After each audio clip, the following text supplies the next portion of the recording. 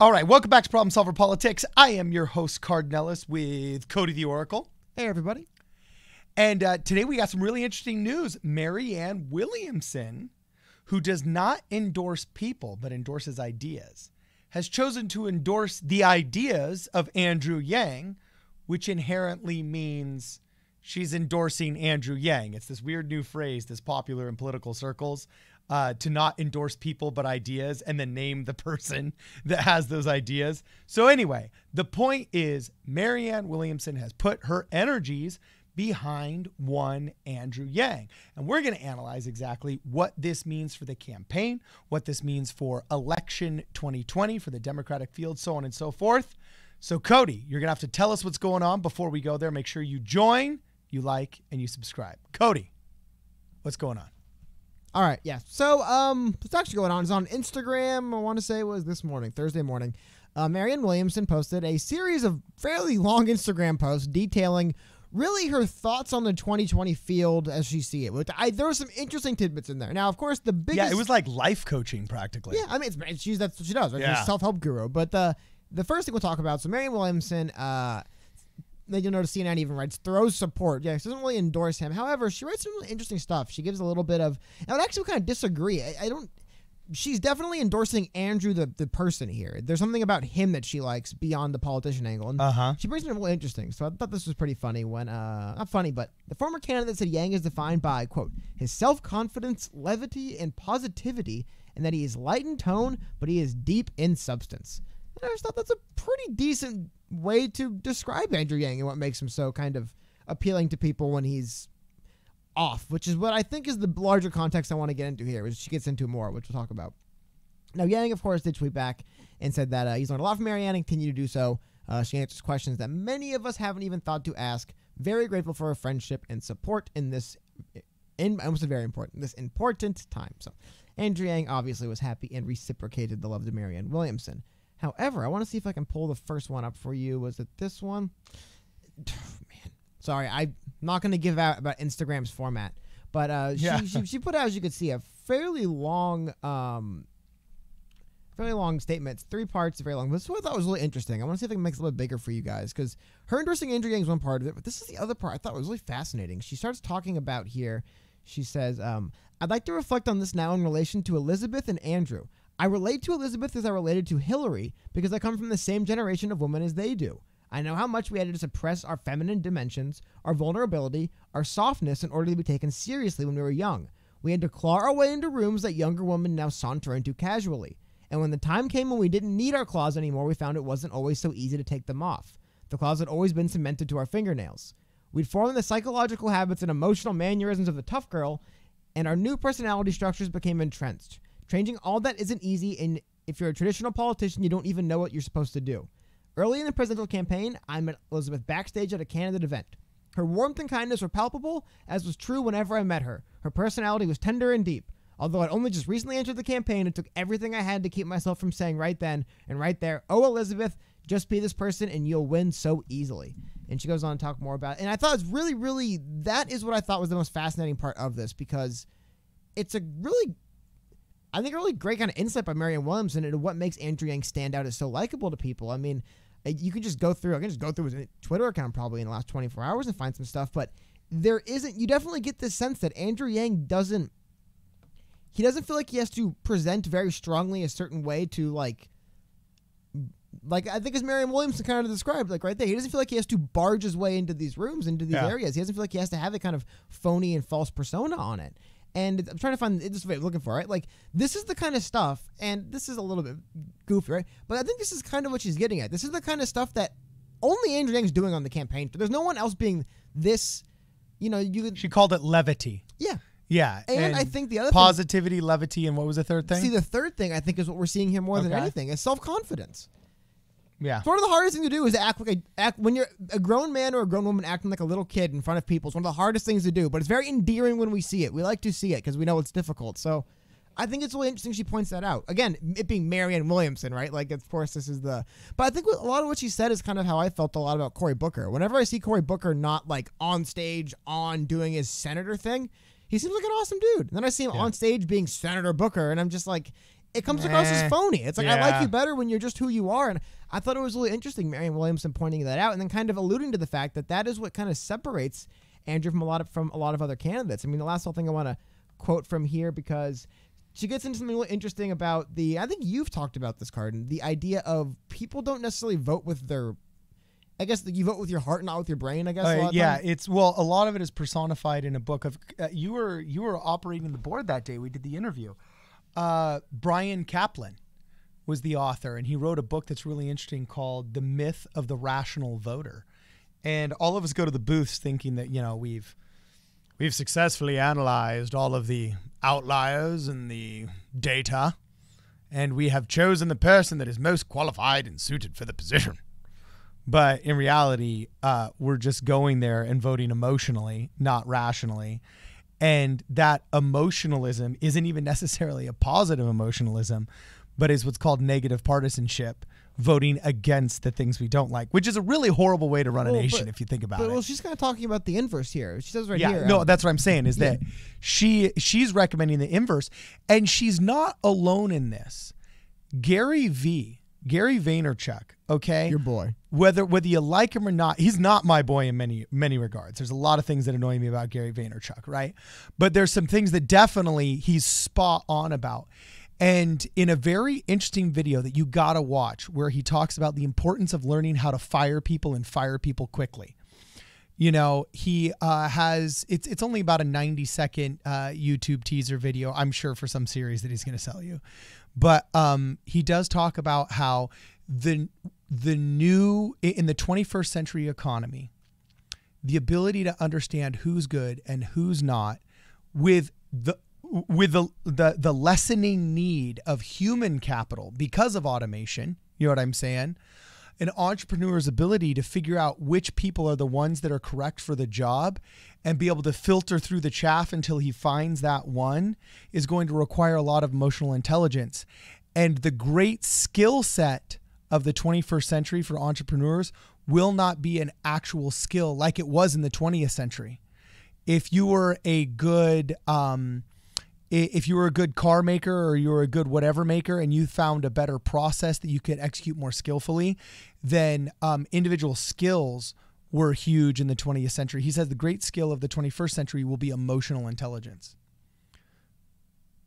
So she's basically saying she likes Andrew Yang mostly because of his emotional intelligence. That's weird. I would say charisma and personal skills have been one of the biggest predictors of success basically forever. I mean, the ability to do that, look at somebody, and I would almost say... But I think that's going to be amplified. I think what Gary Vee and her are saying is that will actually even be more important than it's been in the past. That's okay. I'm not going to say that's wrong. I'm saying what I read more, and I'll read Marianne's saying. I just get more along the lines of people want to relate and connect with you humanly and empathy level. It's less like you need to have like an emotional intelligence level, and it's more like Andrew Yang is vulnerable. What she's really saying here is he's vulnerable in public when other candidates aren't, which is 100% true. I'll see. I don't have them pulled up yet. I want to pull up a couple clips for you guys, but it's kind of like Bill Maher said. It's so pathetic that we're so used to focus grouped memorized answers from politicians that I think he was criticizing Donald Trump back in that day. It's like a 2 or 3 year old quote, but he said, it's saddening that we're so used to focus grouped and memorized and rehearsed answers out of our politicians that Donald Trump's outburst can be considered authenticity. You know what I'm saying? Mm-hmm. But it's true. Like, I think we have this craving for that authenticity. And I think that's what Marianne Williamson is getting at. You know what I'm saying? I do think her observation is partly true, that the older generation is used to fighting some battles that even after they're won, you know what I'm saying? You can't take the claws off. And sometimes that's why older generations need to pass the torch, because remember that I've said this constantly in show prep. It's been frustrating growing up as an elder millennial, because these boomers are still in all of these positions of power, because we've learned how to keep them alive so long. You know what I'm saying? And my fellow millennials have sucked so badly, they're not replacing them. You know what I'm saying?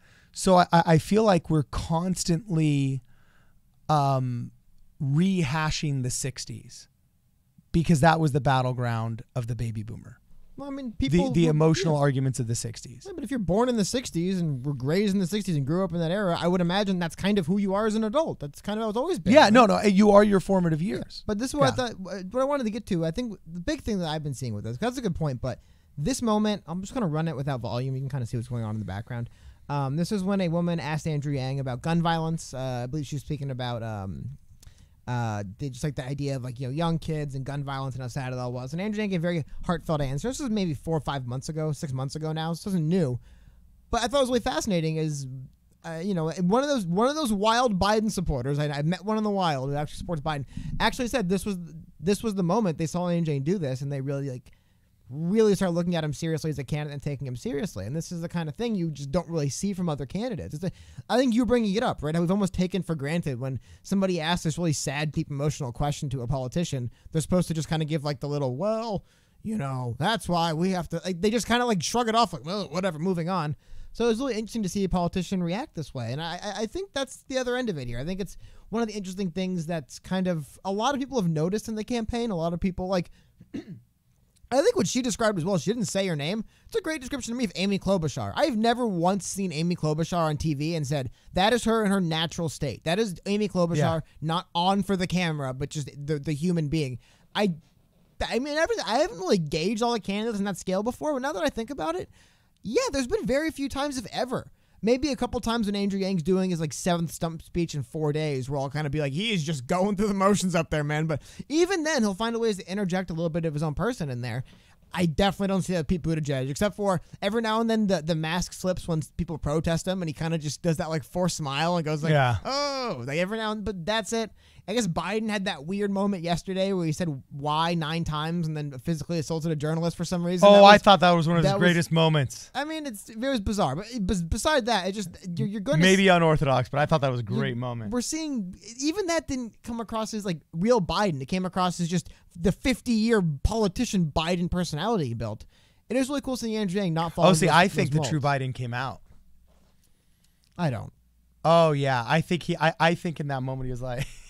I love that. I actually love that. I wish more politicians would do that. Punch journalists? Oh, he didn't punch him. He gave him a solid chest bump. He made direct eye contact with him, made a fist, recoiled a bit, and firmly hit him in the chest before walking away. Oh no, not firmly hit him in the chest. It was like a come on, baby, boom, you got this. That's what a football coach does to his linebackers before they go out and they fight the good fight. I'm not going to relitigate this video. That's not what happened. Okay. Anyway, one last thing I want to bring up on the Marianne subject, though. I also wonder how much of Marianne's, I don't say connection, but interesting comes in the fact that this is an old article as well. 2020 Canada. I didn't think the left was so mean. Really listening to what she's talking about here, it's less the left she's talking about and more the media. Like, she's just like, I know this sounds naive, but I didn't think the left was so mean. I didn't think the left lied like this. I thought the right did that. I thought they were better. No, it's just the media. It doesn't matter right or left. The media lies about people and smears them. But I wonder if this is also kind of a little... For example, I remember hearing early on in Kanye West and Kim Kardashian's relationship, they cited one of the things that really kind of galvanized their relationship and brought them together was the fact that they're both hated on all the time. Like they both see the other person get all this unfair criticism and hate, and they kind of knew it. They uniquely knew what that felt like. I wonder if that's something else we're seeing here with Marianne and Yang, where she sees Yang getting a lot of very similar, just, oh, this guy's a joke. What is he doing? It's not as bad as Marianne. They went after her really savagely. It's kind of ridiculous stuff. They like literal just lies, like, oh, she's a crystal ball floating genie. It's like, that's not really. I mean, you could say she's kind of new age spiritualist, but I don't think she's, she doesn't have a crystal farm in her backyard, but. I wonder if that was also it. I'm just saying the idea of that, because I think part of that comes from, by the way, the vulnerability that both Andrew and Marianne have shown is what, like, the media are animals, man, and they sense the weakness, and I think that's why they just omit them. It's why it happened to Bernie big time right now. They've definitely got the blood in the water on Bernie, and they're just gonna run whatever they want about that guy because he didn't react properly. And same thing happened with Yang and Marianne. Like they got cited early on, and they didn't make the biggest fuss ever, so they just kept doing it to him. Yeah. I mean, Marianne will be known probably forever as the Crystal Lady now, even though that wasn't a thing until like the first debate. That's when it became a thing that she's a Crystal Lady. Now it doesn't matter. It's on the record. Media decided that's what it is. So, I mean, it's kind of like we were talking about with Andrew Yang. He's just a tech entrepreneur. Why is he a tech entrepreneur? Yeah. Because somebody wrote that in an artitle once 8 months ago. So of all 8 job descriptions. Like lawyer. He could easily be... Yeah, corporate attorney. Yeah, he just almost... with more gravitas, because that required, the 8 years of college, and then the year that he basically did it. He's got more years underneath his belt in lawyerdom. Okay. How about his last thing he did was he was a philanthropist for many years. That was his full-time. Lawyer/philanthropist is a better description than tech bro. But here's the thing: is you get cited once as tech entrepreneur, even though you ran a tech company for 2 years and it failed miserably. It was the worst time of your life. Yeah. That's what they call you. It's like I said. I think Marianne they relate a little bit in that idea of Marianne being like, nah, she didn't mention it there. That's just me reading into it. But I have to imagine. They kind of share that unique thing in the fact that they were both people running for president in this ridiculously politicized cycle who had to deal with the media spreading lies and disinformation about them. For Andrew Yang still gets so why do you have a bunch of alt-right 4chan supporters? And he's like, I don't know, man. Like, you gotta ask them. Like, why I've disowned these people. I don't. Well, how about he was the first? But he keeps getting his questions from the media because that became a narrative at one point, and now that's the narrative, and that's how they do it to candidates. Happened to Marianne. Happened to Yang. Yeah.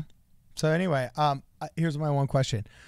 What do you think we understand the emotional impact. It's great when another candidate puts their energies behind you. Okay. So this will infuse a week's worth of energy into the Yang gang. It's great to get an endorsement, so on and so forth. What are the practical effects of this going to be? Honestly, I'd say practically probably little to no practical effects. Really, I just thought it was interesting. It's like, because say what you know about Marianne Williamson, she's by no means a fool. She definitely understands people a little bit. So I thought it was really interesting reading her insight in this. And I thought I hadn't put it in those terms exactly, but that's really fascinating the way she said that. There was, like I said, you might not necessarily think of it that way, but like I said, the video of Andrew Yang rolling around with axes, acting like a 9-year-old kid having fun. Yeah, that is kind of a sense of self-confidence that comes through. You don't see in other candidates. It's difficult when you're running for president to kind of drop the guard and just be a kid and have fun or be vulnerable and emotional. And that is really where Andrew Yang shines every time. I mean, we might do a video about it. Andrew Yang debuted the PowerPoint stump speech about a week and a half ago, I think, or a week ago. And as he was trying to incorporate the PowerPoint into his stump speech, honestly, it was kind of awkward and distracting. Once he started interacting with the crowd, asking them questions, laughing, joking with them, the whole thing elevated. Everyone, the room had a better mood to it, it seemed. And so I think he picks up on that as well, even, that's really where he shines. Being vulnerable, being human, being real. And as Marianne pointed out, there's people that will vote based on that. They'll just look at the man and say, I wouldn't mind him being my president. So yeah. I think maybe it's less that Marianne saying this will do a thing, but I think she's onto something here. What she's talking about is real. People do feel it. Is it enough to jumpstart you all the way to the White House? No, but at the same time, it's also not the only thing going for Andrew Yang either. So keep both those things in mind. But I thought that was it was some interesting insight from Miss Williamson. It was some interesting stuff. I think this is really good in ways that neither one of us can see right now. And the reason why I think this is a little bit more intuitive. Hey, Marianne's going to love that word. You know what I'm saying? Intuitive. I got you, Marianne. Anyway, the reason why I think this is going to be good is because one of the greatest marketers I ever met in my life, who excelled at internet marketing before anybody else really did, and he wasn't just one of those cheesy dudes that would endlessly bombard you with Instagram ads. Okay, he was literally the best single internet marketer I've ever met in my life, / general marketer as well. He told me there's actually really no secret to marketing. And I said, what? Because I was asking, people are always asking, what's better? What's print? Broadcast, dollar for dollar is internet, whatever. He said, there's really no secret to marketing. The only real secret to marketing for a company and succeeding is getting into as many avenues of marketing as you can for the least amount of money possible. Okay? That's it.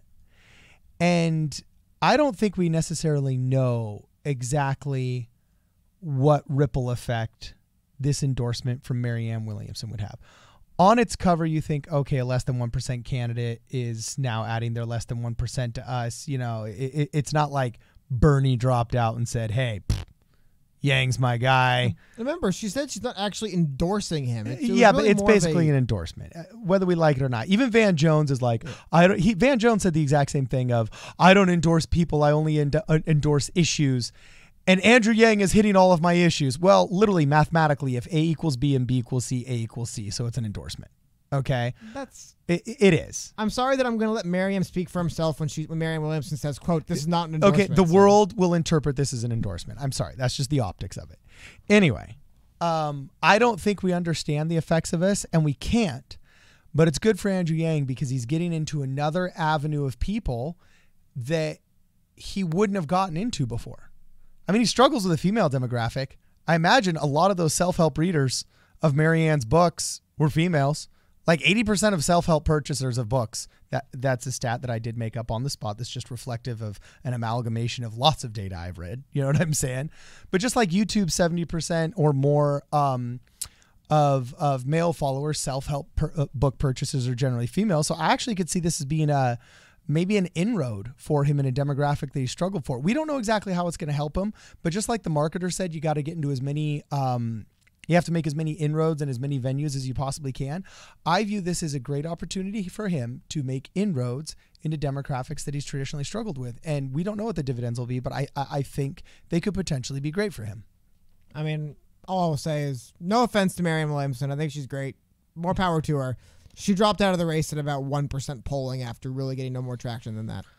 Possibilities over problems. I do not see this massive wave of Marianne supporters boosting the. It's not going to be like that. I think that what she did, though, is she did kind of describe his. She described a pretty decent plan for him to become more attractive to other demographics. Like I said, I think showing more of that vulnerability, people love it. Now, you don't want to be, Pavarotti, but you know what I mean? Like, just show more of the vulnerability. Let people know that you're a human being and you're feeling with us. And I think that's going to help him get to all demographics. I really do. You can say specifically female, but I think really all demographics, people like seeing it depending on what he's talking about and how he's doing it. But it's refreshing, at the very least. And I thought it was really just some interesting, like I said, what Marianne had to say about Elizabeth Warren was very fascinating. The idea that she basically says the person Elizabeth Warren is in front of cameras, the person she is away from cameras are different people. And she's a better person away from cameras, which I honestly believe. A lot of the times you see these people on camera, and it's like, there's no way they walk around 24 hours a day like this. They must be miserable. Yeah. Like, Elizabeth Warren, like I said, people will question her and press her on anything, and she'll just found her when she's on camera. I can't imagine you get elected to Senate by acting like that all the time, always. You know what I mean? I think a lot of it's just their kind of camera persona, I mean, it's like you see these people on TV, they're basically reading a script. I mean, that's not actually who they are when they're on front of these cameras. I mean, sometimes we wear the mask so long we forget exactly who we are. Yeah, well, essentially what Marianne said about Elizabeth Warren, which again, some interesting insight. I think it's a funny notion, the idea that she almost wanted to tell her, just act like this in front of people and you'll win. Like, let people know who you really are and they'll like you, which is, again, gets back to, like I said, the thing that I thought was interesting there, the notion of self-confidence, because that's what self-confidence is. I will be who I am because people will like that person. So it is a really interesting way of noting it, but I thought that was really cool. Yeah, really cool insight by Marianne. It's hey, that one was free. I think the next one's going to cost you $10.99 on Amazon, right? But that one was free from Marianne. Yeah. Some insight into the candidacy. Like, subscribe, and join our channel. This is Problem Solver Politics.